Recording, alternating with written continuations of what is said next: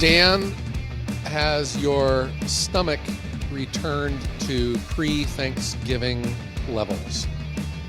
It has, thankfully, because it was stretched to the limit. Was it? Oh my goodness, yeah.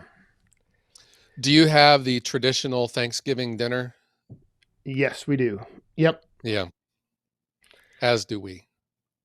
And I ate I way too much. Way too i- much. Interesting. I got through it pretty clean this year. I did not eat a lot. I don't know why. I just didn't. I get one of the legs off the turkey though. Oh. Yeah, I tried that, but even with putting just a little bit of each thing on my plate, I still had a huge plate full of food. So it was like I tried to limit my portions, but there were so many portions it still added up to be a lot. Yeah. Well, that was it was nice though. We all had like a mini family get together, and we I don't know. I brought the daughters back from college, and then I've since taken them back, and it was nice.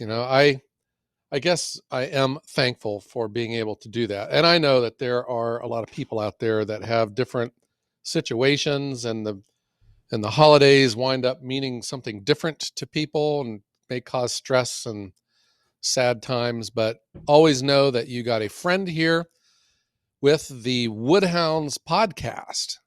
Yes. However, however, we we Dan, so you and I are both innocent with this letdown over the Thanksgiving holiday, because we learned that our episode did not post on Wednesday, the day before Thanksgiving. Yeah, that is correct. It only posted on our host platform, Podbean, but it did not distribute out to the other podcast platforms like Spotify, Oh, Apple. oh, Yeah. I looked at our numbers like the day after, and I was thinking, what the heck? Where's everyone at? We must have really put everyone to sleep. And then I checked, I have Spotify, and I checked Spotify and it wasn't there. And you have Apple, you checked Apple and it wasn't there. I think it Right. was on Google, Dan. But the big ones, it was not. Nope. And it finally got posted, I think, on like Friday night or a Saturday. Is that right? Yeah, I think it was Friday, late Friday. And again, it was just one of those instances where, there's just a little hiccup somewhere with pushing out the notifications to these other platforms and sending out the feed that I guess I don't even know. Yeah. I would suspect that a number of people noticed that we weren't there on Wednesday. And I think we've been pretty consistent. I think since we've started this back in last March, wow, we're coming up on 1 year, Dan. Yeah. I think we only missed 1 week so far. Is that right? And I Yes. think we took a week off, and that was why, but we told everyone. Yep. So maybe if you are a routine listener to the Woodhounds podcast, if you happen to see that it's not on your where you listen to podcasts, maybe send us an email and then we can figure this out sooner than later. Dan and I are still trying to figure this out on the fly as well. That is correct. And we had one other instance where we didn't have an episode post on time, but that was anywhere. And in this case, it posted to, like I said, our host platform, Podbean. It just didn't Yeah. get distributed to any other platforms till Mm-hmm. Friday. But wasn't it nice the moment it got posted? We have a dashboard and it tells you, the people that are downloading it, and it lit up like a Christmas tree. That was pretty cool. That was that. But I was in the same boat as you. I looked at the numbers Wednesday evening. And I was like, oh, geez. Well, and then I thought, maybe people are getting ready for Thanksgiving or leaving early or traveling, so they didn't listen today. But yeah, the numbers were down. Yeah, I thought it was just because we stunk it up and everyone just left. And here it was because we never gave them a chance to determine we stunk it up. That's right. They didn't even get to listen and make that decision. Yeah. And here we are helping you guys be good consumers out there. We're giving you a product so that you can make up your own mind if it's worth listening to or not. There you go. Yeah. Just like firewood, what we got to provide a service to the customer and then let the customers determine if this firewood's garbage or not. Right. Yeah. I don't know. You don't deliver firewood though, do you? Or you do? I very rarely deliver. Uh-huh. Have you ever delivered wood and the customer look at it and reject it and tells you to go away? Nope, I have not had that. I have the complete opposite. The few deliveries that I've done, every single one, the customer was actually in awe of how nice my firewood was. Excellent.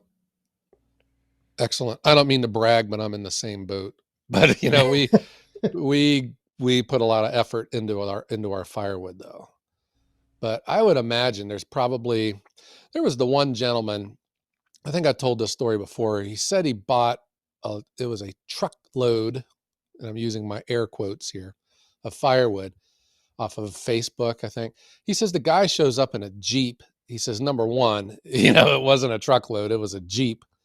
And then he said that the wood was just covered in mud and mushrooms, and most of it wasn't even split. It was as if the guy found it in the ditch. But he said he felt sorry for him. He seemed like a nice guy, and he went ahead and bought it. But he said I probably should have just told him to leave because it was just a waste of money. Yeah. But that's where if you're going to be a customer and if you're going to buy firewood, I think you can probably ask questions on the front end before you get to that point where some some guy just shows up with a load of garbage and then dumps it on your driveway and leaves.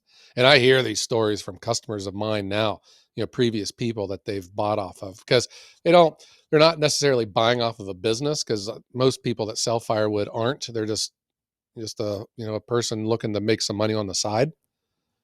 Yeah. And with that, though, becomes a jackpot. You don't know what you're going to get half the time or who's going to show up, if they even show up. Yeah. I totally agree. I think as a consumer, you need to do more, I guess.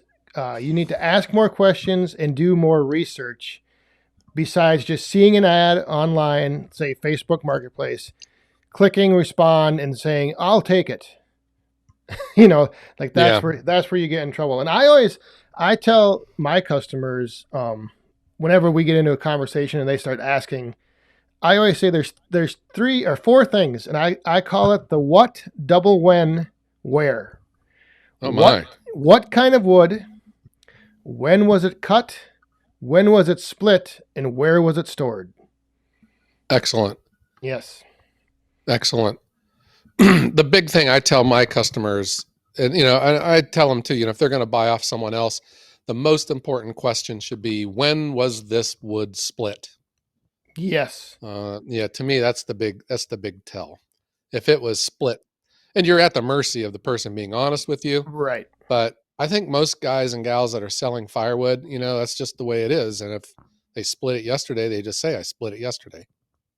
But that's where I think there's a pitfall there, because there is a difference between when it was cut and when it was split. Oh Because yeah. I've heard from people where they were told that, oh, this wood was cut last February, but it was probably split, like you said, yesterday. Right. So there is a difference between when it was cut down and when it was split. Oh, you better believe it. Yeah. Yeah. And that's why I lean on that. But there's just so much that goes into a purchase of firewood. And especially as the consumer, what are your goals? Are you just looking for weekends of fire, or are you looking to heat your house with it? Are you looking for a lot, or are you looking for a little? And especially where this has been discussed multiple times on this podcast about quantities. No one Oh, seems to know, yes. or if they do know, they kind of hide it on what the true quantity is. And that is probably the biggest complaint that I hear from my customers about the other experiences that they had was I didn't get what I paid for. And then the second thing is it wouldn't burn. Yep. you know and then the third is probably it was just garbage wood. It was just mud and mulch dumped onto my driveway. Yeah. Yeah. I always, I mean, if somebody calls me, I will, because of the way I kind of know these things, I volunteer that information up front. And then, in talking with them, I say, okay, you can, look elsewhere. But I think that's the biggest thing is that too many people out there like don't ask enough questions, and they feel like if they are asking questions, they're annoying the seller. Yeah, And I think that if you ask the questions and the seller becomes annoyed with your questions, you don't want to buy from that person. yeah, that's a clue. Yep, a tell. Yeah, or if they're offended. Yes. I think if you are providing a service, and that's what firewood delivery is, you know you better be a humble servant, and that just makes things go so much nicer. Yes, it And does. just be honest. Yeah, I totally agree with that. If you are calling someone, I think the first thing would be, did they return your call? And if it wasn't timely, was that addressed, because of why it took them so long to return your call? Yes. um, I know I'm in that boat because I just don't answer my phone anymore because it rings all the time, and I get my calls returned, but it's not always that very same day. Yeah. Yeah, there's a lot of like another thing that I don't think people realize is a simple thing to look for, especially on postings on like Facebook. Look at the pictures. And if you're buying wood in October and you haven't had snow all summer and you see a picture of a wood pile with snow on it in the ad, that like send me Yeah. some updated photos. Is this the actual hmm wood I'm buying? Like what am I getting? Excellent. Yeah, excellent point. I have noted multiple times where these pictures are bogus because I Yes. still buy firewood and I see some pictures like, wow, this stuff looks great. And then I drive out there and it must have been someone else's pile that the picture was, because it's not, it's not that way at all. And then there are times too, this one, he was a tree service, and man, he had this big mountain of firewood and the picture looked great. And I drove out to it and it was the actual picture. But when I got into the pile, yeah, it was just odds and ends. Just, one a piece 2 foot long, a piece 10 inches long, and Oh, yeah. yeah, just split, not split. It was nothing that I had it in my head when I first looked at it. But Yeah. I would be very dubious of the pictures. I would not rely on any picture of any ad that you see on Facebook or Craigslist. No. And I would go as Mm-mm. far as to tell people like you shouldn't feel like you're out of place to ask for a current picture. Like go out right now, take a picture with your phone and text it to me. Like we have the Right. technology to do that. It's very simple. And if the Yeah, that'd be person real easy. if the person like you said becomes offended like, "Oh, why do I you ain't, don't trust my firewood?" Like that's a sign. In my old profession, that was known as a clue. Yep. Yeah. So that's why I said, I think if you are a consumer, if you're looking to buy firewood, you should have all your senses on high alert because you're making a purchase. And this isn't, you're not buying a candy bar. You're paying some good money for this. And the first thing I would be paying attention to would be the phone mannerisms. Did they answer the phone or did they return your message? I get comments all the time that people just don't return calls at all, and that usually means because they don't have any more firewood. They just never took their ad down. Yep. Yep. hmm I would think buying off of a business that's registered, has a vendor's license, is insured, has professional trucks, you should expect to pay a little bit more. but I think that you should also be holding that service to a higher standard than you would, just some guy or gal selling wood, as a hobby. Right. Yep. Hmm. Totally agree. Yeah. I, just the laundry list of complaints that are just humorous to sad. The guy that was peeing in the woman's front yard, the truck leaked oil all over the driveway. The wood wasn't nowhere close to the quantity that it said it was. And I had bought a load that the guy delivered to my place. It was almost a cord, he said, and I had stacked it out, and it was under a half of a cord. So, yeah, wood in a pile, you always think you got more than what's really there. Yeah. Hmm. But if I am a consumer of firewood, okay, so I'm starting with the phone call. I am listening to the person on the other line. If they are polite, if they are addressing my concerns and my questions honestly and truthfully. And then I think you also got to discuss quantity, especially a confusing quantity like a truckload or a rick or a rack or any other type of terminology other than a cord or a fraction of a cord. Yeah. Yeah, that's Hmm. that's the big and I don't know, it's almost like I think people as a consumer they identify and can picture like what a truckload looks like.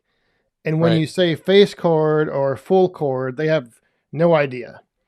And Right. and and so it's asking what exactly is the quantity you were getting huge. Hmm. I still get people calling me asking for a truckload of firewood. And that's just because that's how they always bought it, because whoever their previous people were unprofessional. But I've been doing this long enough now where I can zero in on an approximate quantity and equate that into a legitimate measurement. But the truckload is still, unfortunately, a standard Yeah, of right. firewood sales. Hmm. But if I am a consumer, and you may be in a state where it's legal to sell it that way, because it's not legal in Ohio. You can't sell a truckload of firewood. You still got to define what that is, because what is a truck? Is it a F-150 with an 8-foot bed or a 6.5-foot bed, or is it a Ford Right. Ranger, or a Chevy Colorado, or is it a dump truck? What do you mean by truck? Or a Does this Jeep. truck have yeah? Does it have sideboards on it? Does it have, is the wood going to be neatly stacked? Is it going to be tossed in, or is it a or So is it a Jeep? so many variables. Yeah.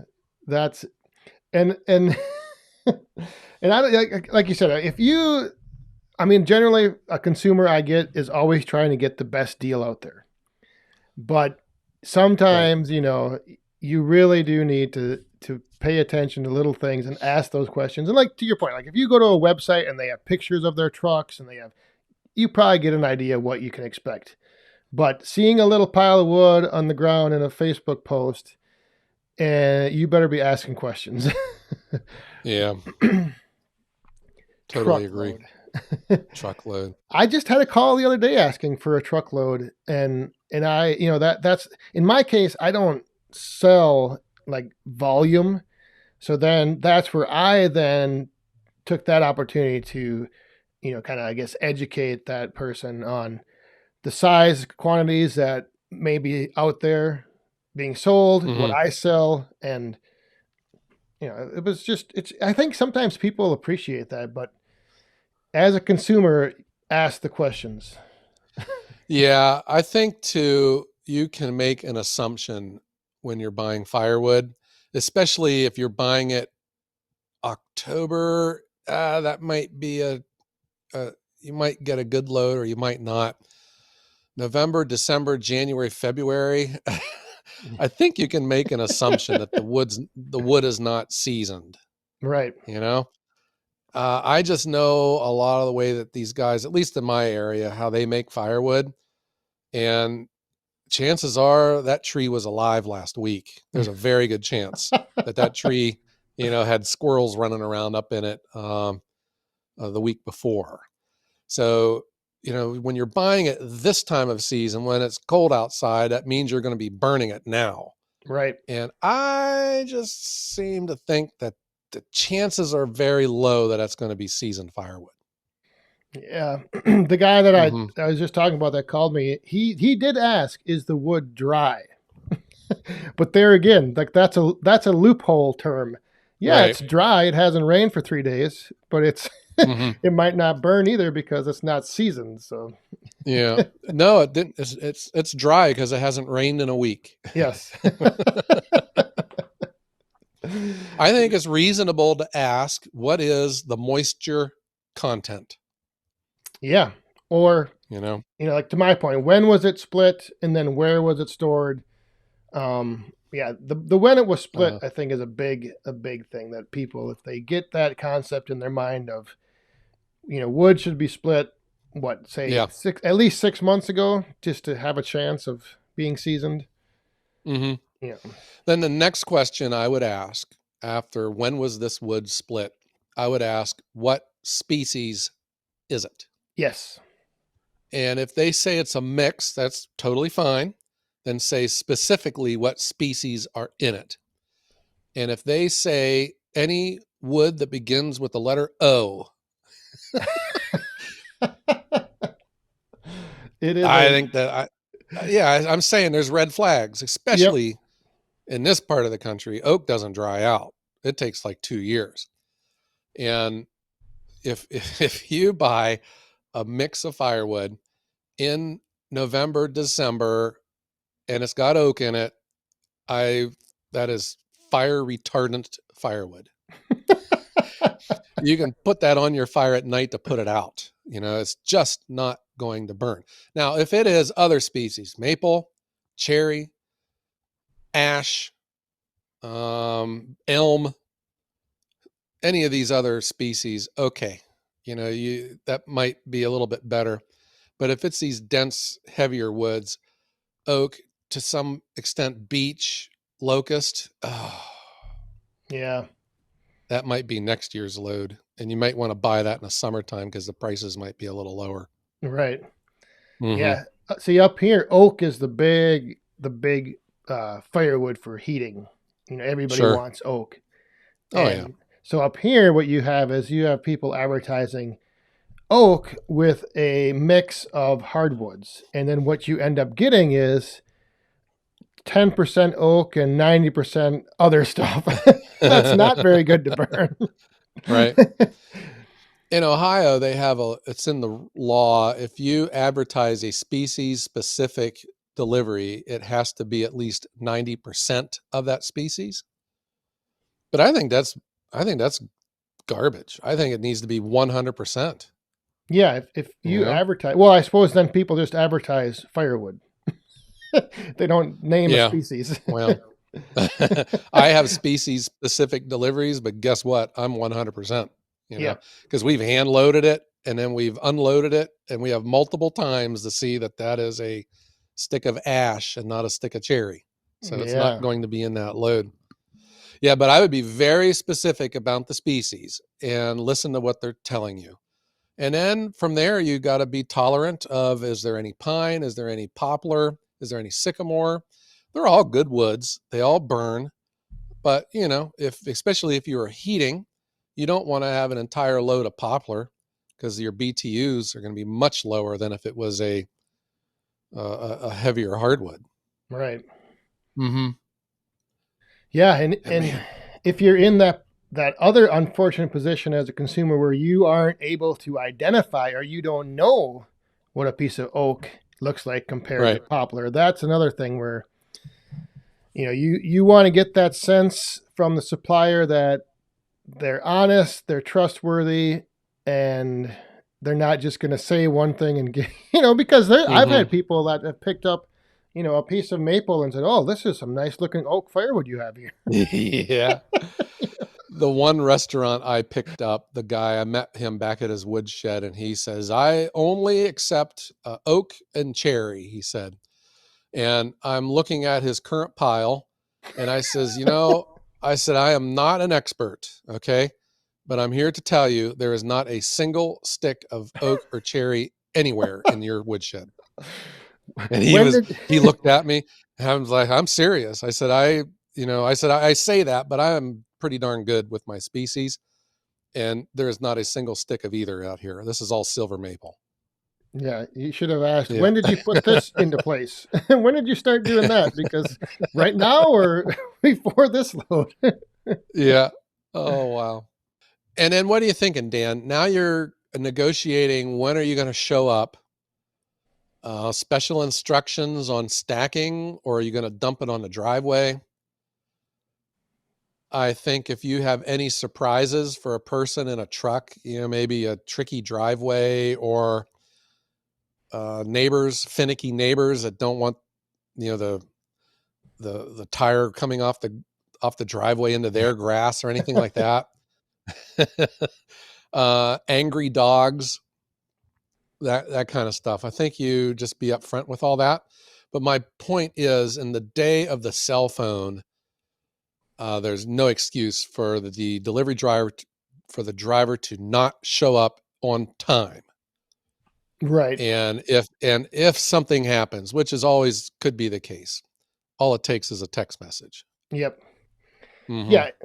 And from the consumer's point of view, I mean, I think that's where, if you as much information that you can give to the delivery driver or person, like you said, specifics like where is it going to go? Does it need to be stacked? Right. Don't drive on the grass if you can avoid it. Stuff like that. Just make it clear up Mm-hmm. front and as simple as possible. Yep. And what, are you showing up on time? Yes. Mm-hmm. I delivered to a guy, and I was his third call. The previous two, he had date and time for them to come, and neither one of them showed up. Oh, not good. Neither one. And I showed up exactly on time. Yep. Yeah. Yeah, because I think a lot of people. I don't know. If it was me, I would prefer to be there when the person showed up to deliver the firewood. And so if Right. I'm committing my time to being here for you, I would hope You that you better could believe it. commit to, being there for me. Preach on, brother Dan. Yes, indeed. Yeah, I totally agree. And that is just a consistent complaint, that the guy never came, or he made me sit around here for 3 hours and then he just shows up, you know? And then there's all these other cars in the driveway, because some people, depending on where they live, they got to park their car out on the road, which is against the rules. And, they got to have stuff moved around, and they've dedicated their time for you to show up. By golly, you better be there. Right. And I think as a consumer, you got to hold your firewood service to that standard. Yep.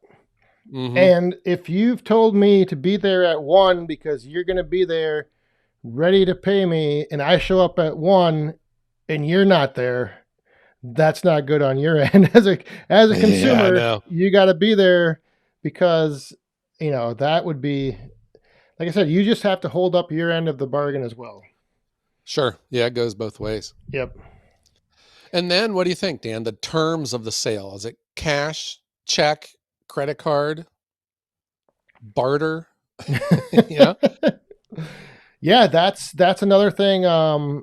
I think as a consumer, you need to clarify and know upfront what I mean, generally in an ad on Facebook, it probably will list like cash only. It should list the Right. price, but maybe you want to ask if the option's available to pay electronically.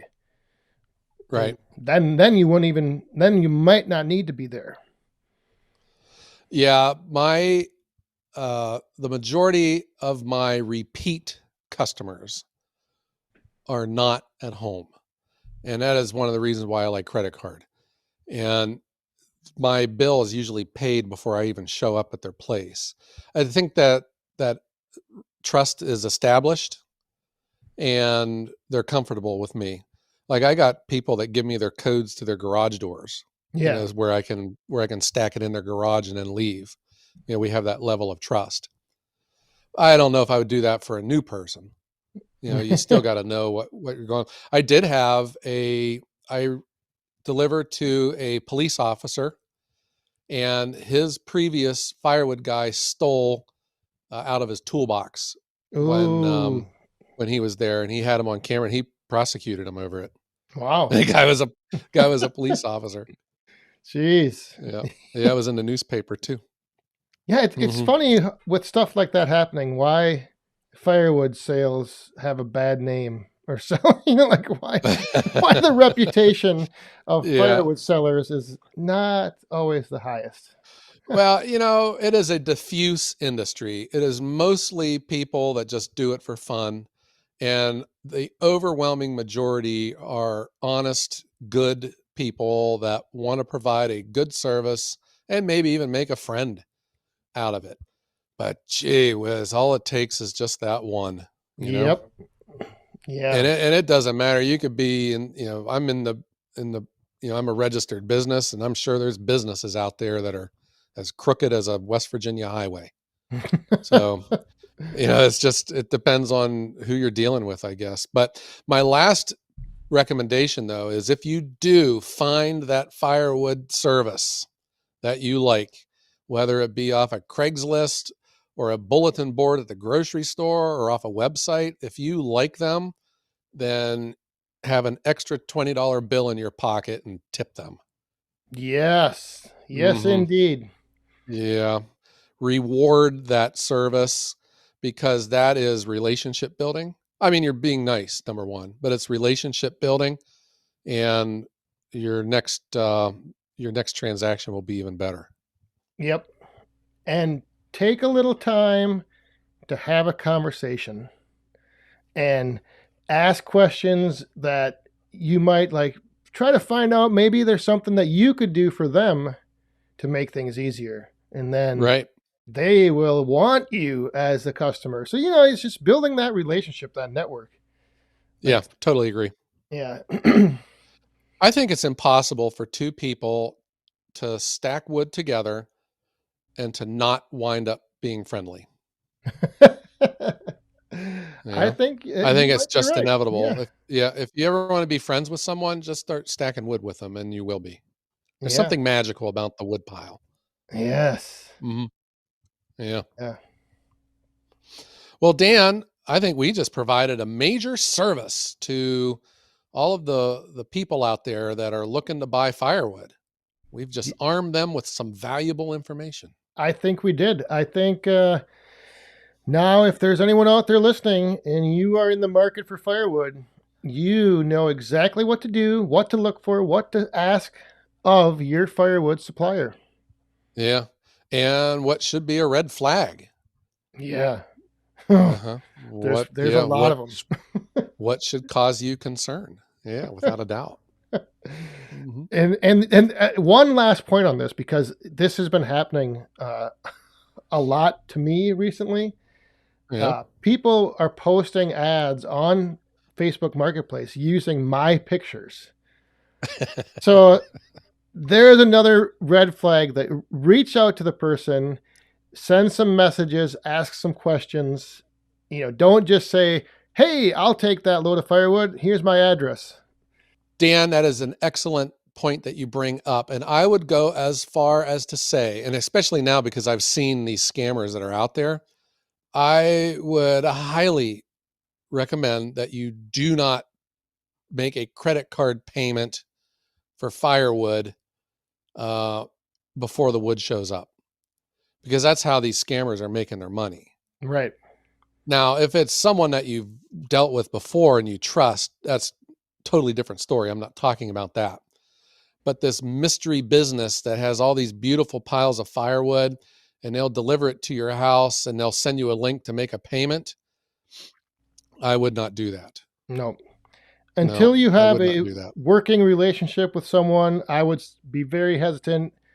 And yeah, that's what the new trend for scams is you'll see an ad that will say something like firewood for sale near you, and then they want a down payment, and that down payment is not for firewood.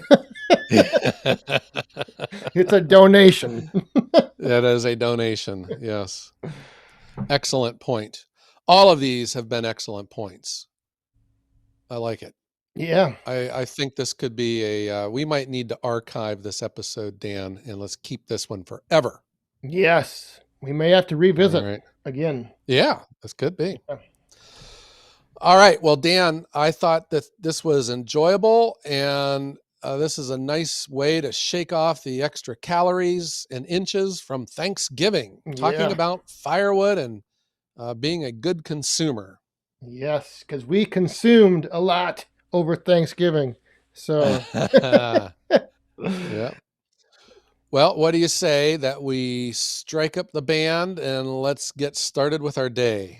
sounds good. Thanks again, all you Woodhounds, for tuning in. And we'll see you right back here next week, Wednesday morning, 5 a.m. That's right. That's right. We want to thank everyone for tuning in and making the Woodhounds the #1 firewood podcast in the world. And I want to wish everyone a Great day.